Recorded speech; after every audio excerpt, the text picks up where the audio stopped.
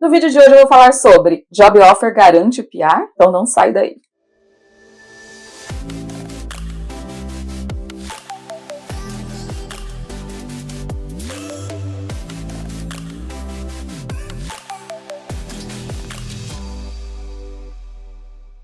Oferecimento Express Entry Master, a ferramenta mais completa para você que deseja migrar para o Canadá através do Express Entry System. Olá pessoal, tudo bem? Bem-vindos ao meu canal. Eu sou Karine Ana, eu sou consultora de imigração regulamentada e eu te ajudo a emigrar para o Canadá. Antes de eu começar esse vídeo, eu já vou pedir para você assinar o canal, ativar as notificações e ao final do vídeo, se você gostar, deixa o seu like, é muito importante para que esse vídeo chegue em mais pessoas ali que precisam dessa informação. Oferta de trabalho, garante ou não o PR? Muita gente acha que é automático, né? Conseguiu a oferta de trabalho, a residência permanente já vai cair no colo ali de mão beijada. Quando, na verdade, não é assim. Então, no vídeo de hoje eu vou falar para vocês, basicamente assim, né, que não basta você ter somente a oferta de trabalho, você vai ter que batalhar pela sua residência permanente também. E aí muita gente acaba achando que vai ser, só o fato de viver no Canadá eu já vou conseguir a residência permanente, então acabam deixando ali para a última hora, tendo problemas nas suas estratégias e tudo mais. Então eu vou falar para vocês aqui sobre alguns casos do que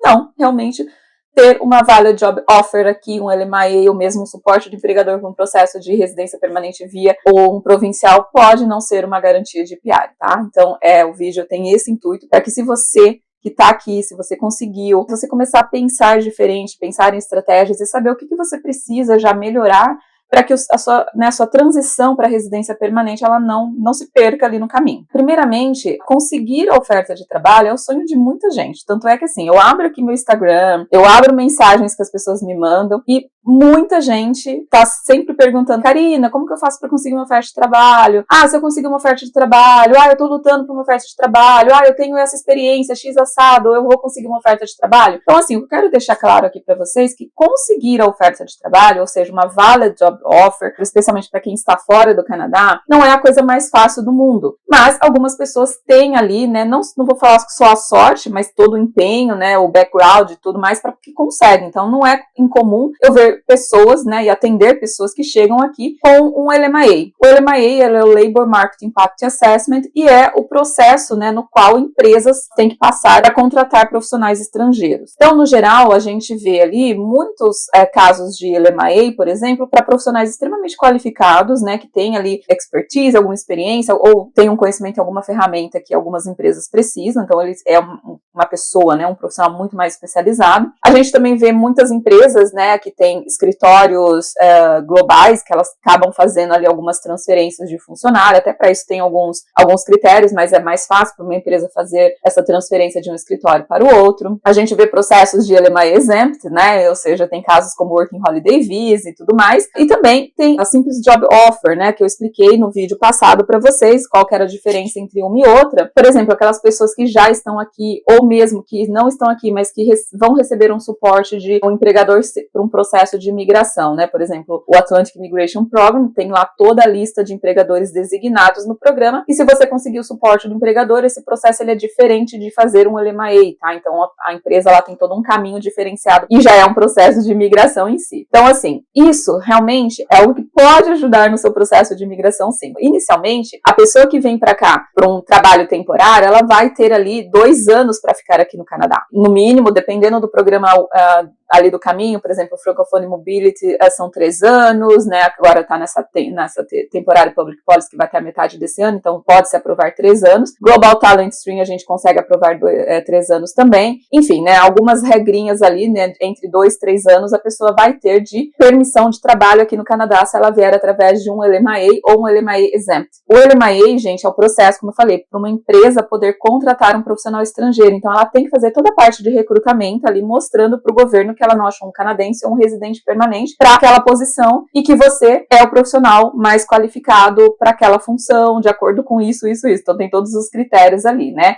Eu sempre recebo perguntas de eu não tenho experiência de trabalho, eu consigo uma oferta de trabalho no Canadá? Dificilmente, porque o X da questão para você conseguir um LMIA é você ter uma experiência que seja interessante, que seja essencial para aquele empregador, para ele poder te trazer. Se você não tem experiência nenhuma, quando a gente vai mandar óbvio que eu não mandaria, mas vai mandar um processo de LMIA para o governo e falar assim, eu tô contratando fulaninho de tal lá do Brasil para vaga X, porque eu não arrumei um canadense. Aí, qual que é a experiência que o fulaninho de tal tem? Nenhuma. Aí o governo vai falar assim, se você vai treinar alguém do zero, treina um canadense do zero, porque você não tá buscando um skill específico, você não tá buscando uma experiência específica, porque aquela pessoa não tem. Então a gente tem essa conotação, né, de mostrar para o governo que realmente não há a mão de obra necessária aqui no Canadá, para que aquela empresa preencha essa vaga. Como a empresa, se ela ficar sem preencher essa vaga, ela está perdendo em competitividade, dinheiro e tudo mais, então o governo acaba aprovando essa posição para que essa empresa possa trazer o profissional estrangeiro. Então a gente, né, faz o processo de LMAE, quando o governo aprova, vai dar um LMAE positiva, que tem a validade de 6 meses, e muita gente confunde esses 6 meses e fala, eu só vou ter um visto de trabalho de 6 meses. Não, o documento do LMAE vai ter 6 meses para que a pessoa possa aplicar para o Work Permit. O Work Permit no geral, permissão de trabalho, vai ser de 2 anos em média. E aí essa pessoa vem para o Canadá temporariamente para trabalhar aqui. Chegando aqui, gente, o que muita gente faz?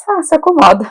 Tô aqui trabalhando, tô vivendo no Canadá, só que ela se esquece não, né? Ela sabe que ela é um residente temporário, que aquele período vai acabar daqui 2 anos, e aí ela não faz nada para transicionar para um processo de imigração, ou seja, não entende, não busca entender, né, o processo, ou vai, né, dali, vou dar um jeito, e acaba que vai perdendo as oportunidades. E se você está aqui nessa condição, e você não se intera da oportunidade que você está tendo, no sentido assim, poxa, você já está aqui, você já está trabalhando aqui, isso vai te dar pontos adicionais no Express Entry, daqui a pouco não mais, né, para quem não sabe, o LMAE dá 50 pontos, ou 200, dependendo do cargo, mas isso vai cair, mas não deixa de você ter pontos, porque você está acumulando experiência de trabalho no Canadá. Então isso já é um diferencial, né? E você já está vindo aqui com privilégio, vamos dizer assim, obviamente por mérito seu, que você consegue vir trabalhando, o que muita gente quer, né? De conseguir chegar aqui com trabalho sem precisar pagar um programa de estudos, nada disso, né? E aí o que acontece? Chega aqui, a pessoa não melhora o inglês, acha assim, eu tenho um inglês que eu já trabalho aqui no meu dia a dia, só que fazer uma prova de inglês é diferente, então a pessoa não vai buscar ali entender o que ela precisa para transicionar para a imigração, não melhora os skills, não vai atrás de entender, chega, né, em casos em que o cônjuge está junto, o cônjuge também não aproveita essa oportunidade de poder, porque, né, se o cônjuge está junto, podendo trabalhar também, que em muitos casos o cônjuge pode vir com Open Work Permit, também deixa passar oportunidades, aí quando vai ver, né, esses 2 anos que voam, acabou ou está prestes a acabar e a pessoa não consegue transicionar para a imigração. Aí o que vai acontecer? Ela vai ficar na dependência daquele empregador fazer um novo LMAE para que ela se mantenha. Em alguns casos, né, a maioria dos casos, a empresa vai fazer. Só que vão ser mais 2 anos, né? Mas até quando? Até quando a empresa se cansar, ou até quando a empresa, de repente, não tiver mais vaga, não tiver mais aquela posição, né? Então, você tem que pegar essa oportunidade que você está aqui e fazer ela acontecer, transicionar para a imigração, saber o que você precisa fazer. Até porque, gente, se você tem um LMAE, você está preso àquele empregador. Qualquer outra oportunidade que aparecer, que surgir, você não vai conseguir aproveitar. Então, o ideal é que você venha, agarre essa oportunidade, entenda, olha, eu estou em X província, o que eu posso fazer para transicionar o processo de imigração dentro dessa província, ou mesmo se enquadrar melhor no Express Entry. Se você mesmo assim, e hoje, né, é bem comum que dependendo do cargo que você chegue aqui, isso não vai te dar caminhos para a imigração, você vai ter que trilhar esse caminho, seja através de um francês e tudo mais, entendeu? Então é importante entender o que você precisa fazer de acordo com o seu perfil para que você consiga transicionar para a imigração de forma mais rápida. Por quê? Por mais que seu emprego seja maravilhoso, gente, nunca se sabe o que pode acontecer. Amanhã essa empresa pode falir, amanhã essa empresa pode fazer um corte, pode perder um cliente grande, ter que tirar metade do pessoal e você fica na dependência. Se amanhã a empresa vira para você e fala assim, olha, tchau, não tenho como te manter, você perde o seu status de residente temporário, de trabalhador, sua permissão de trabalho, e aí? Então você tem que chegar aqui, né, day one, cheguei no Canadá, tenho 2 anos de permissão de trabalho, o que eu faço para imigrar? Ou já antes mesmo disso, já estar atrás, né, de saber o que você precisa fazer. Porque hoje, né, hoje não, né, eu já venho falando aqui para vocês que imigração para o Canadá hoje não é mais assim, eu tinha o LMAE, poxa, tinha 50 pontos a mais no Express Entry, 1 ano trabalhando aqui, já uma pontuação legal, né, vou ali fazer um teste de inglês com mesmo intermediário eu consigo. Antes, um cenário desse era super favorável. Hoje, ter um LMAE não quer dizer nada, sinceramente, não quer dizer nada, a não ser que você esteja numa profissão muito em demanda, né, isso pode ser um diferencial, mas assim, se você tá aqui, seu cargo é super gerencial, gente, isso não quer dizer nada, então você fica ali, esses 2 primeiros anos na mão de um empregador, e se você não fizer nada para transicionar para a imigração, não vai acontecer. E se de repente esse empregador não precisar mais de você, você não vai ter a condição de ficar aqui no Canadá, tá? Então é muito importante que, se você teve esse benefício, esse privilégio e tudo mais de conseguir vir para cá, e se você realmente quer ficar no Canadá, você vai ter ainda assim que nesse período trilhar o seu caminho. Por exemplo, eu tenho um caso muito, não é interessante assim, não é interessante do lado bom, mas é interessante para exemplo, que a empresa do meu cliente trouxe para software developer, na época estava em super demanda, quando esse meu cliente veio, já é a segunda vez que a empresa vai fazer o LMIA para essa pessoa, e quando ele chegou, né, no primeiro ano ali, na verdade, eu vim procurar já quase no final da primeira fase do Work Permit, a tecnologia estava super em demanda em Ontário. Só que a pessoa demorou muito para fazer o teste de inglês, para a gente poder entrar no sistema, embora o processo do Foreign Worker de Ontário não precise de inglês, mas isso é determinante para a pontuação. Mesmo para aqueles que estavam numa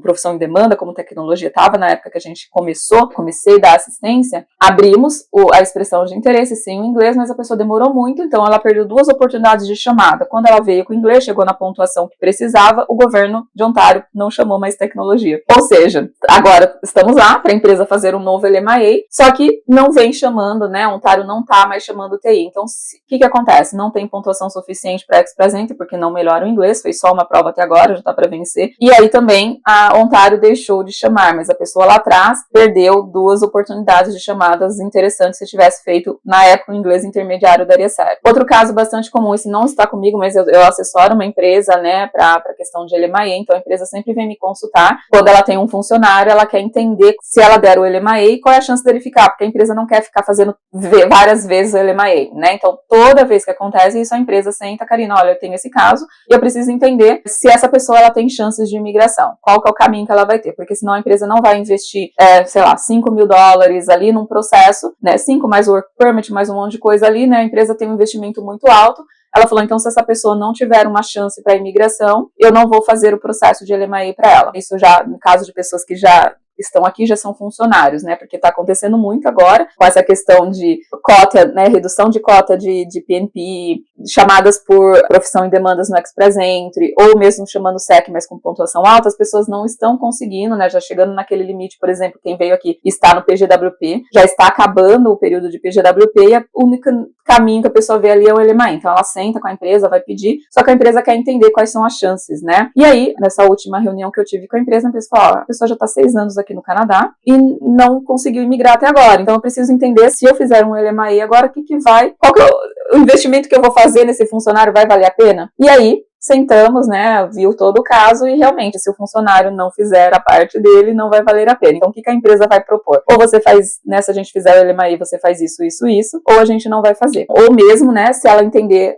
se a empresa entende que não tem um caminho para aquele funcionário, a empresa não vai investir. Então, gente, isso tá ficando cada vez mais comum, porque as empresas, elas entendem que é interessante ela manter o funcionário ali por 2 anos, em muitos casos, mas ela também não quer ficar a cada 2 anos investindo que seja quase $10.000 naquela pessoa. Então, vai chegar um ponto que muitas empresas vão começar a fazer isso, muitas já fazem, porque por mais que às vezes você fala assim, poxa, Karina, mas se a pessoa conseguir a residência permanente, ela pode sair da empresa, é um risco que a empresa corre, tá? Do que ela ficar a cada 2 anos investindo quase $10.000 naquele funcionário. Então, algumas empresas já têm essa consciência e elas tentam entender antes se esse investimento vai ser válido ou não, porque querendo ou não, ela tá não só investindo dinheiro, mas ela quer que aquela pessoa cresça na empresa, que ela se desenvolva, e aí se ficar tendo que a cada 10 anos fazer esse investimento, né, não é tão interessante também para a empresa. Então, gente, entenda que hoje em dia, ter um LMIA não é mais garantia de residência permanente, não é garantia do PR. Então, você também tem que aproveitar as oportunidades que você tem na hora que elas aparecem, e você precisa estar pronto, porque é aquela coisa, né, o primeiro exemplo que eu citei aqui. Quando o meu cliente tinha chance, ele não fez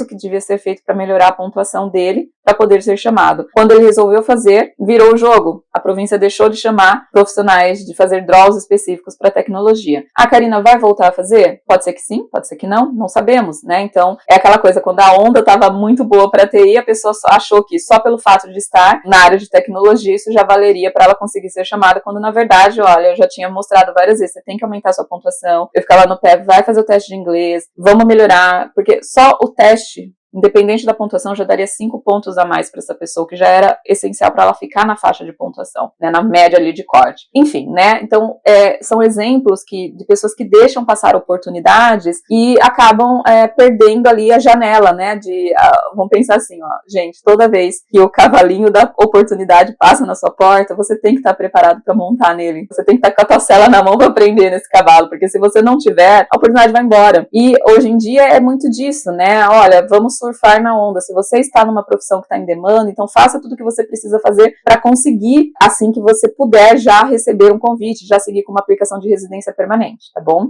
Outros exemplos que eu tenho sobre isso, por exemplo, eu faço muita reunião, né, de planejamento com o cliente, e aí não é incomum pegar casos, por exemplo, de gente da área de construção que conseguiu vir do Brasil com inglês baixo, porque era uma área de extrema demanda, então só pela experiência, contatos que tinham, conseguem um LMIA, né, de empregadores aqui no Canadá. E aí, passa anos, né, que nem eu fiz uma consulta que eu fiquei bem assim, eu falei, gente, como que você perdeu todas as oportunidades? Mas vamos lá.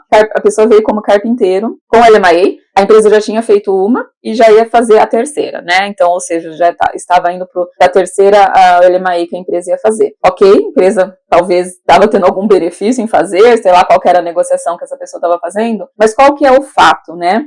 Em Ontário, a gente tem um programa que chama OIMP Skill Trades, né, que é um processo via Express Entry, então a pessoa precisa ter um perfil ativo no Express Entry. No ano que eu fiz, acho que foi 1 ano e meio atrás, que eu fiz essa consulta com essa pessoa, o OIMP estava chamando candidatos com 250 pontos no Express Entry, ou seja, uma pessoa ali com já 3 anos de experiência no Canadá, né, somando o tempo que ela já estava aqui, como carpinteiro, ela só precisava entrar, ter o teste de inglês de CLB 5, no mínimo, pré-intermediário, para conseguir abrir o processo no sistema. E a pessoa já tinha feito um teste de inglês e conseguiu entre CLB 4 e 3, ou seja, o básico e o menos que o básico, vamos dizer assim. E ela não persiste, né? Olha, você só precisa de 1 nível, 2 níveis a mais, mas é isso que você precisa fazer para emigrar. E aí, a pessoa não conseguia tirar o CLB 5, que é o pré-intermediário, mesmo já morando quase 5 anos aqui no Canadá. E aí, a empresa chegou e falou que não ia fazer mais o processo, né? Não ia fazer mais o LMIA, porque, enfim, não tinha mais condições e tudo mais, e essa pessoa desesperada porque não conseguia ali a pontuação necessária, seja pelo OIMP Foreign Worker também, seja pelo Skill Trades, para poder fazer o processo, né? Para seguir no processo. E aí você vai falar que é culpa da empresa, é culpa do sistema. Não, se você tem um processo que te chama com 250 pontos no Express Entry, gente, só depende de você. Eu sei que não é fácil aprender o idioma, mas se você precisa disso para emigrar, cara, senta todo dia, 2, 3 horas por dia, você vai estudar como fazer essa prova. Entendeu? Porque é inadmissível, né? Você ficar 5 anos morando num país e não conseguir um CLB 5 de inglês. Assim, eu entendo, caso a caso, mas eu acho muito, muito complicado isso. Então, não adianta culpar o sistema e falar, é difícil migrar, eu não consigo, o Canadá tá fechando portas, quando, na verdade, às vezes, você não conseguiu abraçar as oportunidades que você tinha. Isso acontece muito, muito. Outra coisa que acontece bastante, que eu sempre, assim, nunca recomendo a pessoa já fez todo um planejamento, casal, família, vem pra cá, um vem estudando e o outro, né, o marido, o cônjuge, vai pro mercado de trabalho com Open Work Permit. Aí o que acontece? A gente sabe que pagar um programa de estudos, ainda mais agora que tem que ser mestrado na maioria dos casos, é muito caro. A gente sabe disso. Mas esse é o plano que você fez, né? O plano original para estar aqui. Aí o que acontece? O marido consegue ali ou um LMIA ou consegue o suporte para o empregador para um processo de Provincial Nominee. O que acontece nesses programas de Provincial Nominee? Primeiro, você não pode, PNP ou INPE, essas coisas, algumas províncias não vão permitir troca de empregador. Então, se você, no meio do processo, que é um processo mais longo, você perder o emprego ou mudar de emprego, você vai perder o seu processo. Poucas províncias permitem essa troca de empregador. Aí o que acontece? A pessoa vem nessa estratégia, o cônjuge tá no college, né, que era o plano A, aí o que estava no mercado de trabalho conseguiu ali se enquadrar num processo de PNP ou mesmo conseguiu um LMIA. O que ela faz?